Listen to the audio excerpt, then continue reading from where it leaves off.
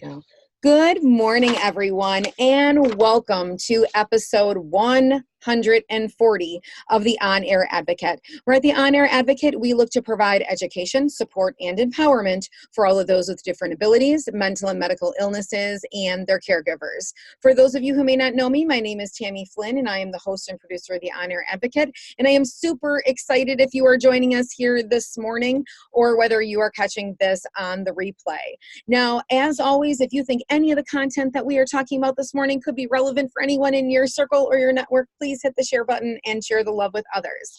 Well, if you guys have been following all month long, we are entrenched in our back to school series and transition series. And I am excited to welcome back one of our former guests, Sarah Hardison. She is a board certified behavior analyst and a licensed professional counselor, and she has like a million golden nuggets. I love all the stuff that she drops upon us. So excited to have you back, Sarah. I'm excited to be here. Thanks so much, Tammy. Yes, and for those that possibly didn't catch you on the last segment we did, because it was quite a while back, can you just let everybody know just a little bit about your background and what it is that you do? Sure. So like you said, I'm a board certified behavior analyst, which is a national certification. I'm a licensed professional counselor. Wisconsin also has licensed behavior analysts within the state of Wisconsin. So I'm a licensed behavior analyst in Wisconsin. I work with children and adults with different disabilities, cognitive impairment, behavioral issues. Most of the individuals I work with have significantly challenging behavior that impacts their ability to function in the community, at school, at home. So my primary role as a behavior analyst is really to work with the support network of individuals that have challenging behavior to teach them more appropriate replacement behaviors, more socially acceptable behavior, and decrease some of those behaviors that interfere with their ability to learn or function within the community. So a lot of training across environments, schools, community, home, parents, babysitters, grandparents, anybody that's really involved in the individual's life.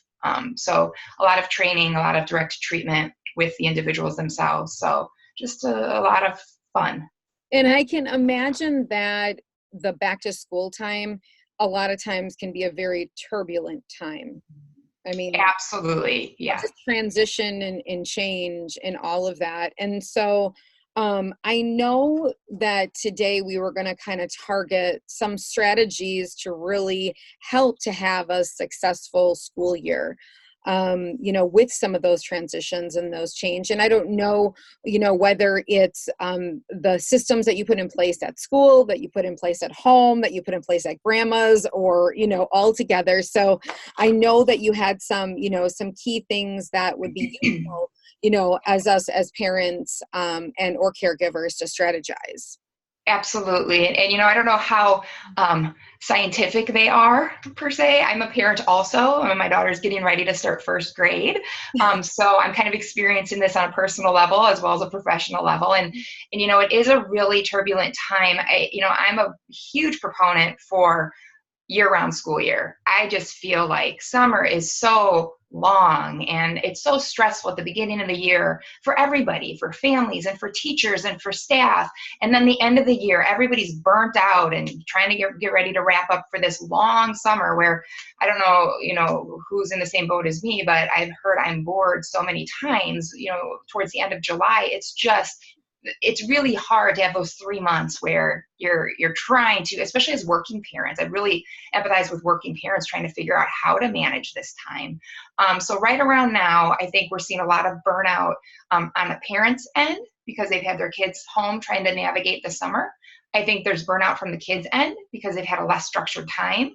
And we're getting ready for this big transition where structure is going to become a lot more prevalent based on just going back to school. So yeah, I have some strategies that, again, like I've said, I've kind of learned professionally and working with families, also my own family. So quick question though, before we start and we kind of hit all of those strategies, have you done any research on all year schooling? I'm saying like places who do that, if it really does affect kids in a much different way, keeps the structure and harmony more across the board. I mean, I know that there are certain states in the United States that do full year. You probably know more about it than I do, Tammy. I have not dug into it. I know other countries do. I haven't looked at the impact on the family or on the children, but I think that's definitely something worth looking into. And as far as other states, I'd be really curious to see what that and looks I think like. it's more in that, and anybody who's listening today, if you know the answer to this, drop it below. But I think it's more of like in that Montessori model of schooling that a lot of times that it goes the whole entire year. And I think there was like some pilot programs, that were going around in some different states. I feel like sounds familiar. And I know I have heard about other states or even I believe there might be other counties in Wisconsin that I know have played around with start times, because there is a lot of research on the need for our kids to sleep more. And I know that there are, getting on a bus, I know families and friends of mine whose kids get on the bus at 6:30 in the morning, and then their school day starts at 7:30 and they might get out earlier, but really research is really clear that as long as, especially in high school and adolescence, if they can sleep longer, it has a great impact on their behavioral issues, their ability to learn, their cognitive functioning. So I know there's been some play around with that just as far as start times go. Again, when you look at the reason for such early start times, a lot of it is to align with working families so that kids are in school when parents are working, right? So there is some difficulty with shifting that, because then you have to have after school care and things like that more so. But yeah, as far as all year round school year, I have not looked into that research, but I'm very curious. So if anybody has it, I would love to see it. Yes, let's drop it below. All right, so some strategies for a successful school year. All right, so the first one we're going to start with is fake it till you make it. And this is just what I experienced. There's so much stress coming into a new school year, especially when you have like that transition from elementary to middle school or middle to high school, when you're changing schools and it's a whole new environment for the student or a whole new staff, all new teachers. And oftentimes as parents and as caregivers, we are far more stressed out about it than the kids are, and they can feel it. They can see it. They notice it in our behavior. The biggest thing that we can do as caregivers and parents of kids that do have significant, even if they don't necessarily have issues in school or behavioral challenges, is act confident and pretend like you're excited. And I did this with my own daughter, and I've trained other parents on how to do this as well, because a lot of times families are faced with very challenging situations within the school system. They either have a history of conflict with teachers, they have a history of aversive events in school. There's a lot of aversive stimuli associated with school. So it's really hard not to have that visceral response, like the fear and the anxiety with school starting. And that's all real. But what is really important is that we try to protect our kids from that, because kids don't need adult problems, right? So we need to handle that. And I have some other strategies to talk about, which would hopefully eliminate some of the stress that we feel as parents. But as far as with our kids, being excited about it. I always remember going back to school shopping and getting a new first day of school outfit, right? And making as many positive associations with starting school as possible. Talking about how great it is, how much fun they're going to have. It's going to be a great year. I'm so excited for you to start school, because I know how great you're going to do. Even on the inside, I am a ball of nerves, and I would do anything in my power to make this not happen. So it's really about, we have to look at what we're communicating to our kids and making sure that we are, if we're not confident, we're not excited, putting that on them isn't necessarily going to help them. They're starting school. So because they definitely can feel our energy. Absolutely. I feel like that's whether your child has different abilities of different kinds or not. They feel our energy. And when we're stressed and we're anxious and we're worried and we're angry, they 100%. Just ingest all of it. Absolutely. You're exactly right. It doesn't matter what kind of abilities our kids have. They can feel it. And they also have very good hearing. So I think it's important when you're having those conversations with your significant other, with your best friend, with your sibling, when you're talking about these concerns that you have, being cautious about where you're doing that and making sure little ears aren't overhearing. because again, we have to look at what's the benefit of that. You know, what would be the benefit of relaying our anxiety and our fear to our kids?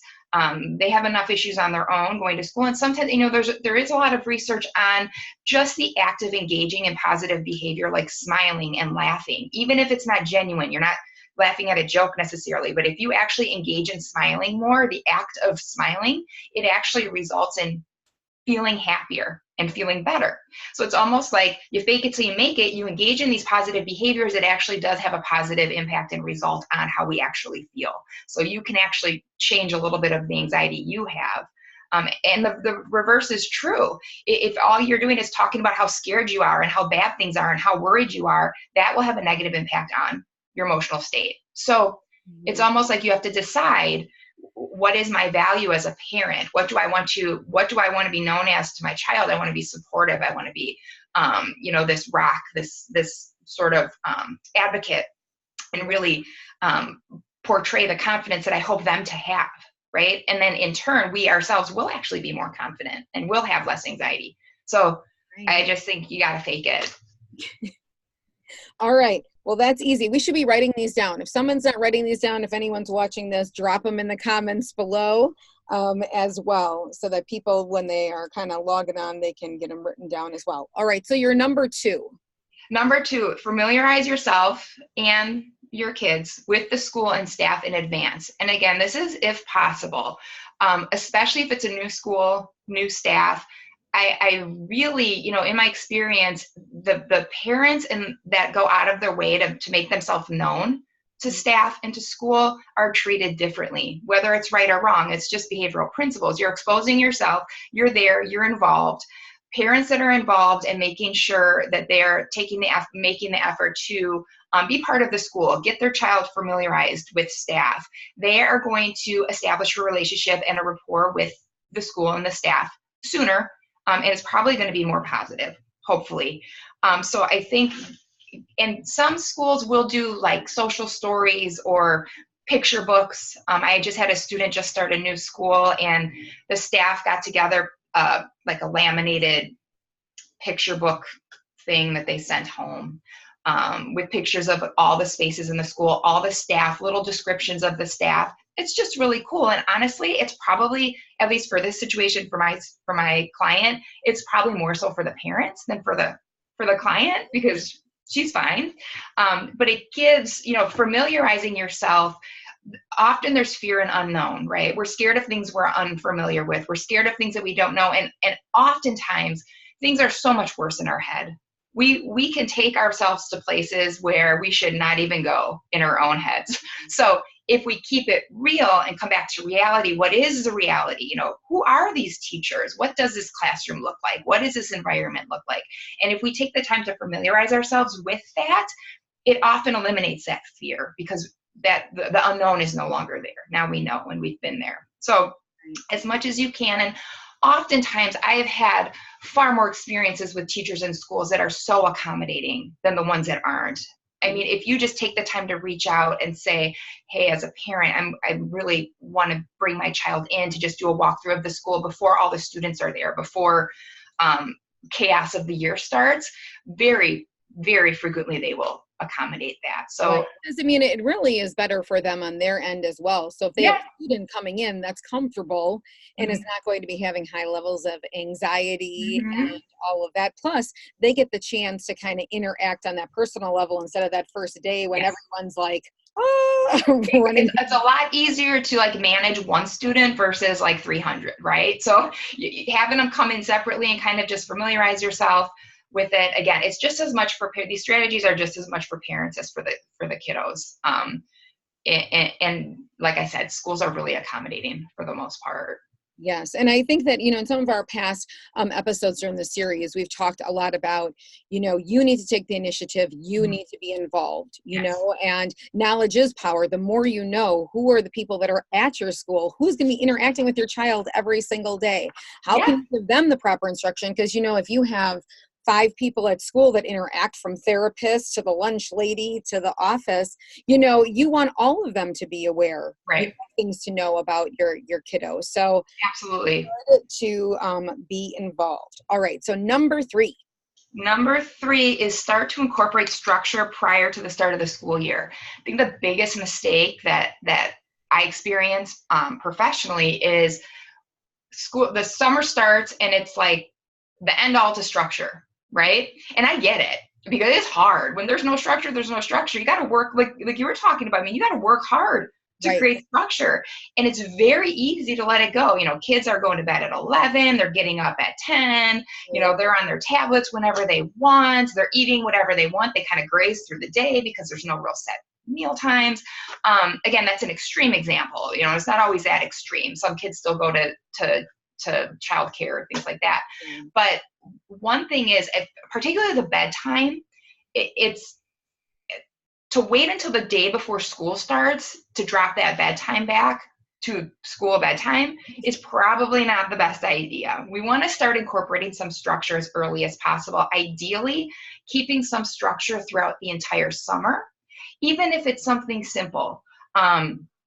For my daughter, she's getting ready to start first grade. And at the end of the school year, we went and got some books. She's just starting to learn to read. And we got some books and we sort of set up an expectation that in the morning she can watch her cartoons, but first she has to read 2 pages out of a book. And that was it. It was just kind of like keeping that, like there's an expectation, there's some structure, there's some sort of academic or school-like behavior that we are going to enforce at home over the summer. So it's not such a contrast effect where it's like, nothing academic to holy moly, you're in school full-time academic. So there's a huge difference, right? So if we can keep some of that going through the summer, and if you haven't, that's okay. We still have a couple weeks right now. I would try to incorporate some of that. I would start moving bedtimes back a little bit early to make it easier for everyone, because that is a battle that is hard on everyone when you try to shift schedules too abruptly. And I think that even if it is, like you were saying, small things, reading a book at a certain time, making sure that you incorporate, even in the summer, like going to maybe the library, so but that you put something on a schedule, because or else you're right. What happens?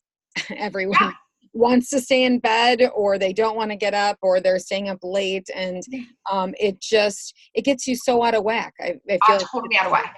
And and you hear it all the time, kids need structure. They want structure, and they do.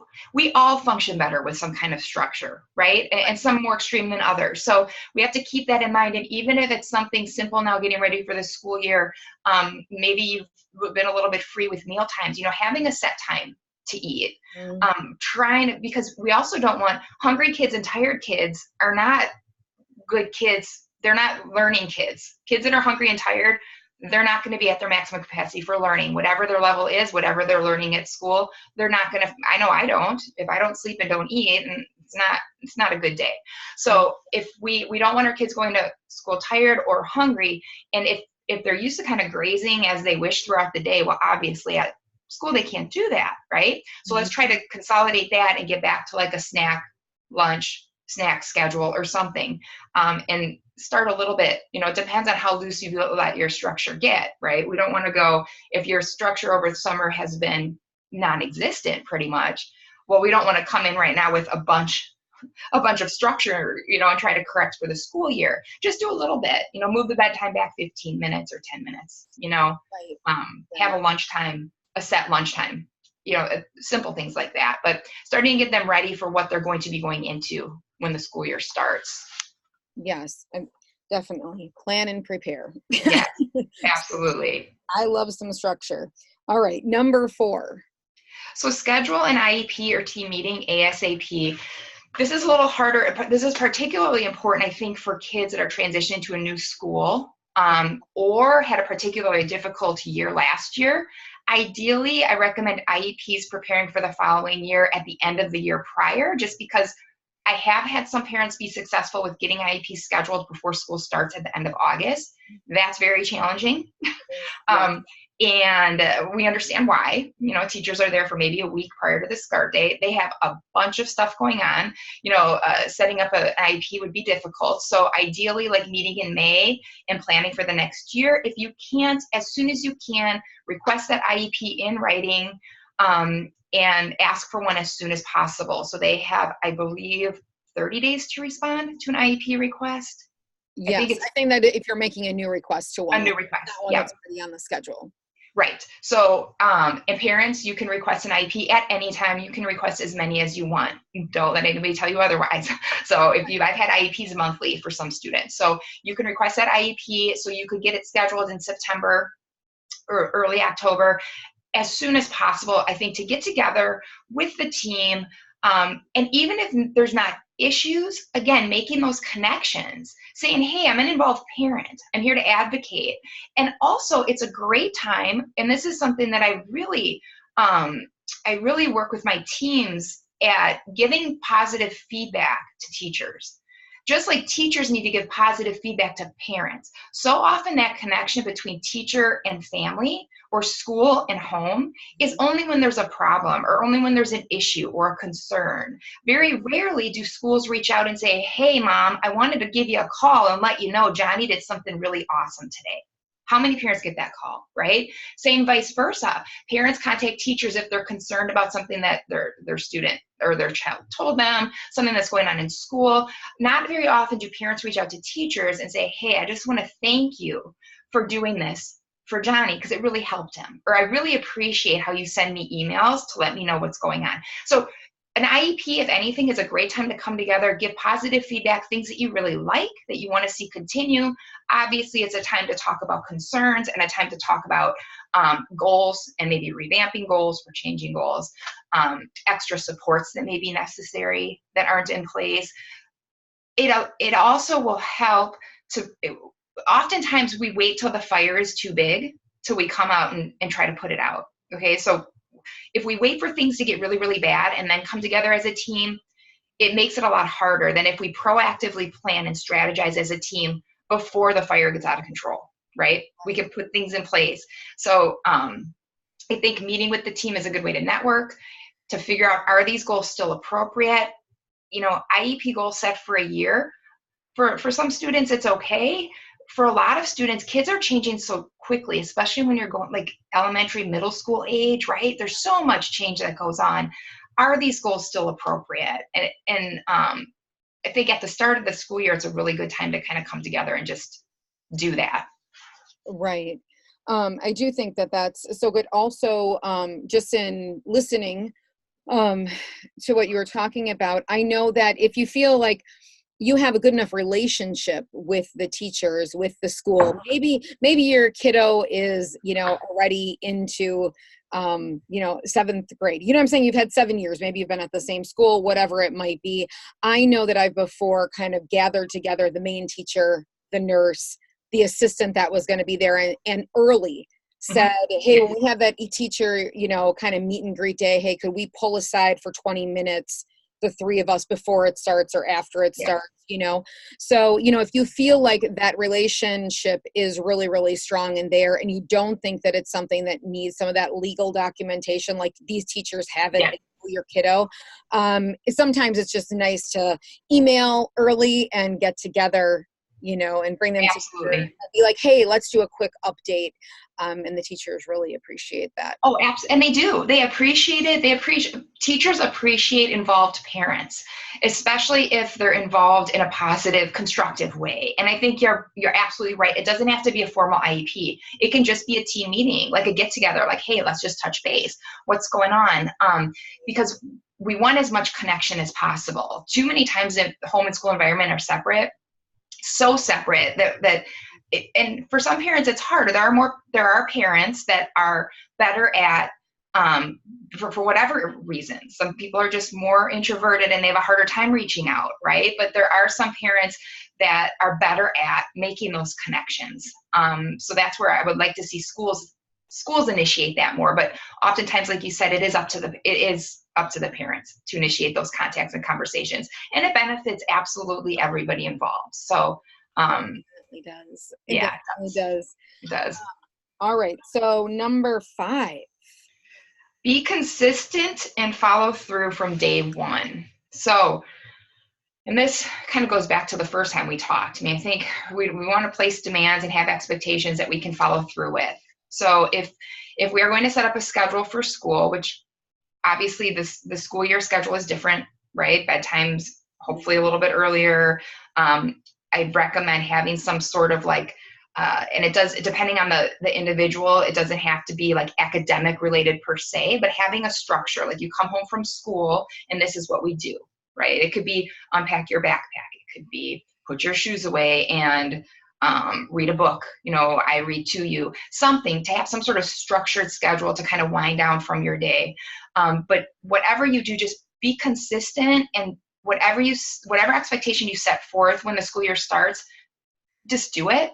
So if you can't do it, don't expect it. So be consistent. For kids that have to do homework, major supporter here of you get home from school, you get your homework done. Okay, because what happens is if they're allowed to watch TV or go on their tablet or play outside, and then parents try to reel them in to come in and do their homework, it's far harder. It's far harder than saying, do your homework first. When it's done, it's done. You can do whatever you want to do. Right. So, but being consistent with that. Don't some days have them come home and say, oh, it's homework time. And then some days they come home and say, oh, what, forget it. We don't have to do homework. We can do homework later. That inconsistency can be really hard. So I think just start off on the right foot and just continue. Yes. When you think about that as us as adults, if we come home from work and we've worked a long day, but we have paperwork or something to do, if you like lay down in your bed for a minute, oh, it's done. You're like getting up at 3 a.m. to finish it because you're like, yeah, right? I don't. I can't do it. I can't do it. Yeah. And be realistic. I do. My daughter was in kindergarten last year. She had homework almost every day. So I think it's kind of getting crazy a little bit. I think that there's the academic pressure on our kids is something very real that we have to be mindful of. And I'm a huge advocate. Parents, if you feel like homework being sent home isn't appropriate, you feel like it's not, if it's too much, I'd have parents advocate and call IEPs because they wanted the homework sent home to be modified or just ask no homework because it was creating such a struggle at home. And in those situations, it was not appropriate for the individuals I worked with. There was absolutely no purpose in the homework. So they got that removed. Now, I do feel like depending on the ability of the learner and the student, homework is a good thing. It teaches responsibility. It teaches, it can help hone some of those academic skills at home and just follow through and completion and build confidence and, in what they're doing. I think it can be a good thing. There is such a thing as too much of it. Right. So keep it realistic. You don't want your first grader coming home and doing an hour of homework. That's ridiculous, right?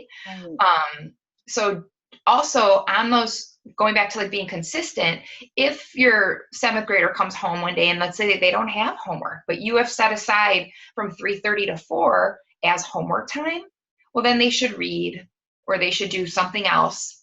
Okay, so always reserving that time. So then it's just an expectation. There's not going to be a fight about it because that time is always reserved for school-related activity, right? And it shouldn't be 3 hours. It could be 30 minutes. It can be 10 minutes. I mean, just having something set in their schedule. So, and that again will eliminate the battle. Okay, perfect. And our last one, number 6. So what happens at school stays at school, both good and bad. So it's kind of like what happens in Vegas stays in Vegas.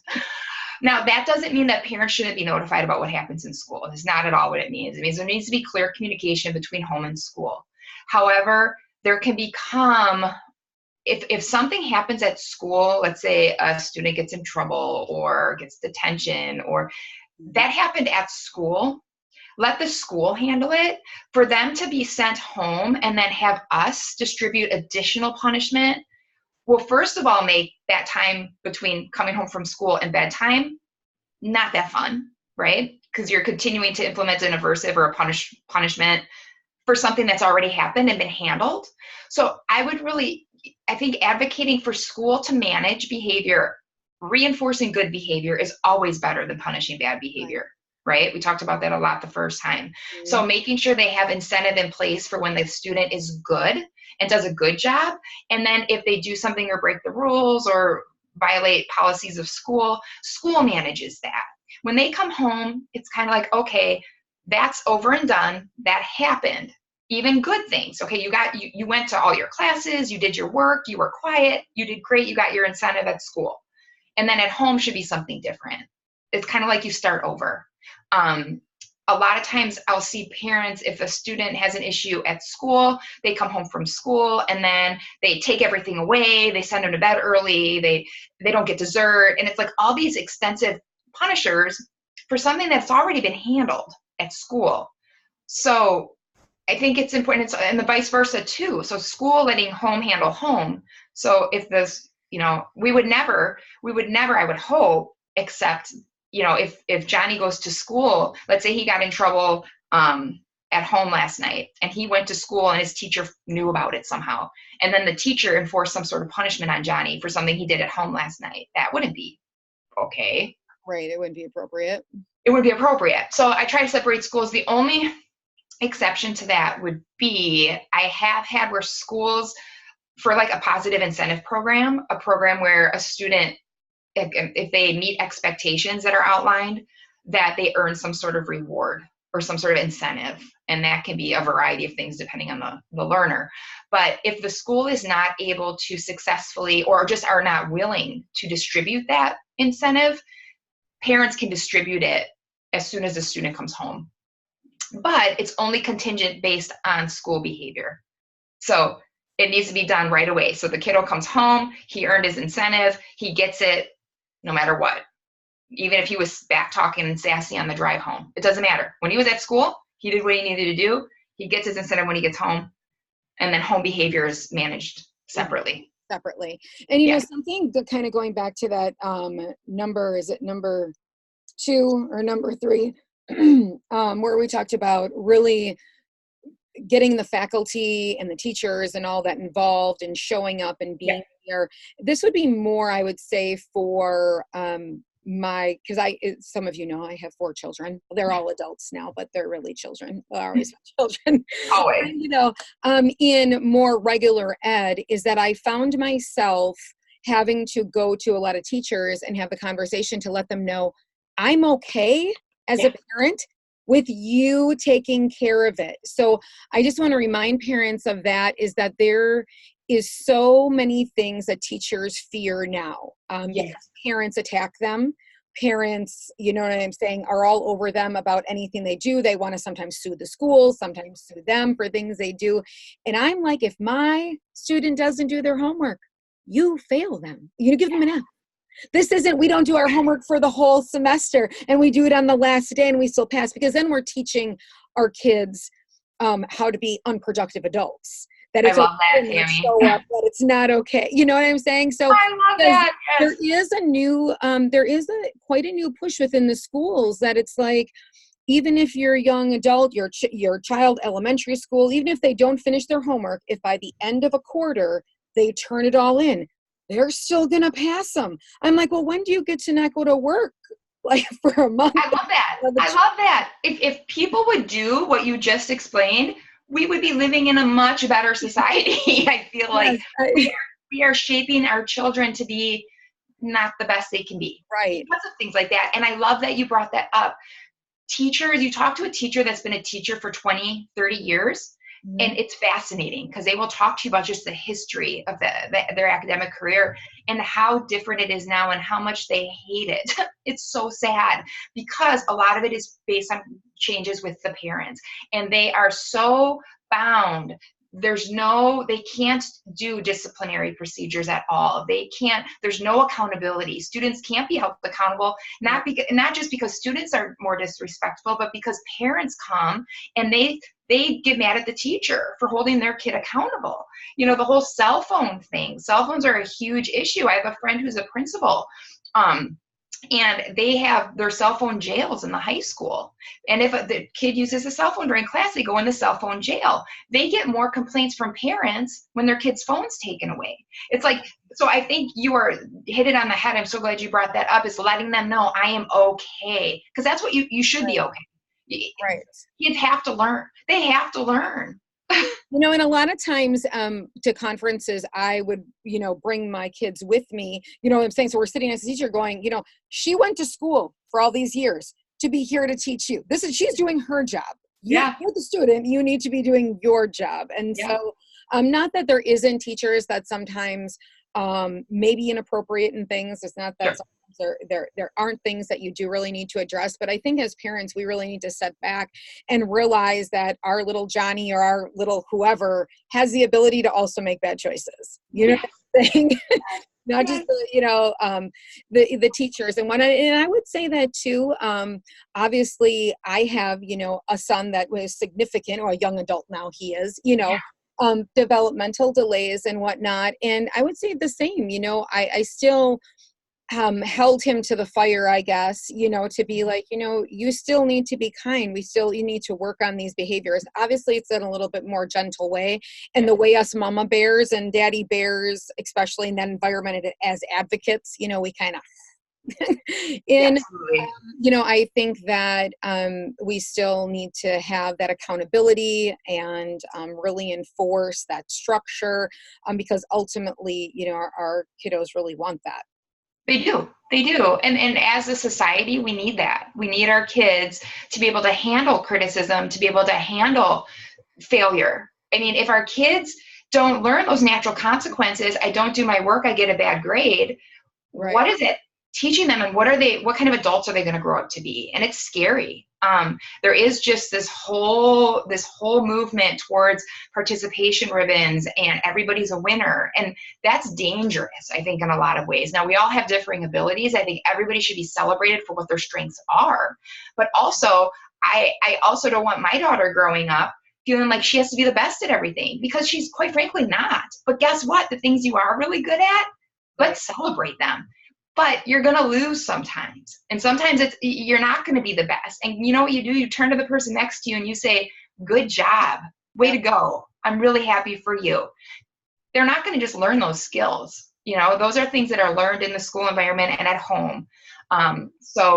And I think that touches base on your number 6, is that the things that happen at school, be confident if you've developed that relationship with the teachers within the school system, that they're doing their job, that, you're letting them know, hey, if this isn't happening, please, you guys take care of that. And when you get home, you have your other set of rules, so that you're not, like you're saying, dragging that through, going from school consequences then to home consequences and whatnot. And I think, kind of tagging on that a little bit is, there's few things that you learn through your career that really stick out. And one thing that I learned was actually a psychologist I work with. She had told me a long time ago that when something happens and somebody feels bad for it, that's what you want. Let them feel bad. Oftentimes, an additional consequence is not necessary. Right? Because then we're just an aversive person, making them feel worse than they already feel. So if you have a kiddo or person in general, even if it's your significant other or whatever, and they do something and they feel genuinely remorseful for it and feel really bad for it, that's the ultimate consequence, right? Right. Because that's how we change our behavior. We don't want to feel bad. That's our conscience, or whatever you want to call it, that is telling us something's not right and it doesn't feel good. Let them feel it. Let them feel it on their own, because ultimately we want individuals to be their own regulator. We don't want them to count on other people to enforce consequences. We want them to feel really good, right? And we want them to feel really bad. And we don't want them to feel bad, but we know that there's a goal. When you feel bad, that's going to change your behavior. That's how we learn what's right and wrong. So if they're never made to feel bad, they never learn that. They never learn how to cope with it. They never learn kind of that feedback and that conscience, or whatever you want to call that emotion. So I also think, we do use in behavior analysis with the individuals I work with, oftentimes an external reinforcer is required, whether it's extra tablet time or tangible items, like you do A, B, and C, here, I'm going to give you this. And one of the biggest kind of questions, or kind of some pushback that we get frequently is, well, we don't want to just give them things for doing what they should do, right? We want them to do things that they should do because they want to do them. Absolutely, that's what we want. That is our goal, right? Sometimes something extra is necessary. Sometimes you have to give a little bit more or add an additional punishment, but ultimately the goal being that those things aren't needed and the individual develops the ability to just feel good for doing what they should be doing, or feel bad for doing what they shouldn't do. So. Yes. Well, all of those are awesome. I hope somebody wrote them. If they didn't, I'm going to write them when we're done. Drop below. What are some, I know last time you had a lot of good, links, organizations, resources. What would you say is like your top, 2 or 3 resources? The behavior analysts, the BACB.com, Behavior Analyst Certification Board, is great. That's the national certification. It talks a lot about if you're looking for ABA treatment, or if you have questions about behavior analysis. There's a lot of good information on that website. Wisconsin Association for Behavior Analysis is also a good site if you're looking to connect with behavior analysts in the area or in the state. And I think the website's wisaba.org or .com. I'm going to drop that below. Okay. Because they changed the website not too long ago. And then you said identifying applied behavior analysis interventions. Did you just what is applied behavior analysis? So it talks about like how to identify a good behavior analyst or effective behavior analyst, what to look for, what criteria is required to be a board certified behavior analyst. So kind of getting some information on that. Because a lot of times there's a lot of people that work with behavioral issues. So there's autism specialists, there's behavior specialists, there's behavior treatment therapists. There's like a lot of different titles. So if you're curious about the differences, what is a BCBA versus a BCABA, which is an associate level. So it gives you just information when you're looking for possibly a professional to assist with challenging behavior. So you know kind of the lay of the land. Yeah. Different analysts. And then is there any organization that is across the U.S. that that you can kind of check? You know what I'm saying? On credentials, people that. Well, the BACB is a national. So BACB is national certification. So you can search for certificates there. You can actually go and find a certificate. You can enter your state, and it'll give you every single BCBA in your state. As far as and you can contact them through the site also. So if you're interested, if you live in, Montana and you want to contact a BCBA, you can go through and then you can email all the BCBAs in Montana.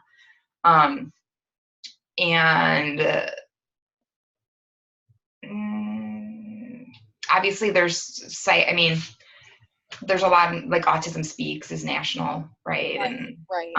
And all of those, but those are great ones. And then I'm going to drop below your website, okay, as well. And do you have on your website like a contact page? Yep. Contact page, make a referral, email. Yeah. So that if anybody would have any questions, whether you're able to answer them, I know if not, you direct them to probably the best. Yeah. Oh, absolutely. Yeah. I can, and resources, if they have questions about resources or books or literature or studies or anything like that, if I have it, I can share it with them. More specific. All right. Well, that is perfect. Well, I thank you so much. Now, did you say your daughter started school already, or she started? No, the third. The third. So you have about, what is that? Like a little bit more than less than 2 weeks. So 2 weeks from this last Tuesday, counting down. Yep. So everybody should be going to bed early now. Yeah. We don't change our bedtime. I keep it the same. I keep it the same. Yep. And that's purely for me. It's like, we're just going to keep it the same. Perfect. Well, I hope she has a great start to the school year. Thank you so much for coming back and sharing this great information with all of our audience. And I will drop all those links below for you guys. So if you have any other questions for Sarah, you're able to get in contact with her. So with that, if you want to know any more about the services the On Air Advocate has to offer, you can go to onairadvocate.com. Or if you'd like to become a part of our private Facebook community, you can head up to the top of this page, hit the blue button, and that will let you into our private Facebook group. So on that, you all have a fabulous Thursday. Thank you so much, Sarah. Thank you. Thanks, Tammy. Bye-bye. Bye.